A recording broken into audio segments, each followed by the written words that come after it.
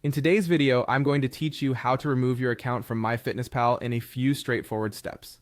Whether you're moving on to another service or simply taking a break from tracking your meals and workouts, deleting your account is a simple process once you know where to look. Let's get started. First, you'll need to open the MyFitnessPal app on your device. If you haven't already done so, make sure it's updated to the latest version to ensure a smooth process. After launching the app, you'll see an option to log in. Go ahead and tap on Login. If you're not already logged in, you'll need to enter your email address and password. Once you've done that, tap Login again to access your account. Now that you're logged in, you'll be directed to the home page of MyFitnessPal. From here, locate your profile icon, which is typically positioned in the upper left corner of the screen. Give it a tap, and this will lead you to your account's settings area. Within your profile, you'll see an icon that represents settings. Often it looks like a little gear or cog. Tap on this icon to enter the settings menu. Browse through the options until you find the Delete Account feature. Tap on Delete Account when you see it.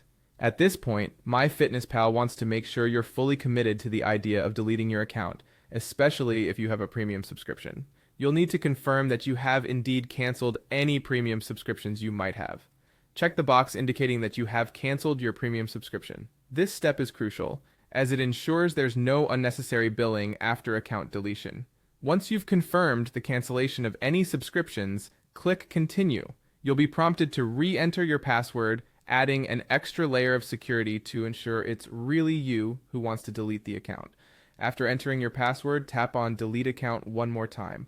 With this final step, your account will be removed permanently. Keep in mind that deleting your account will erase all your data from MyFitnessPal, including your personal records, meal logs, and workout history. So make sure this is what you really want before you proceed. And there you have it. In just a few minutes, you've successfully navigated through the steps to remove your account from MyFitnessPal.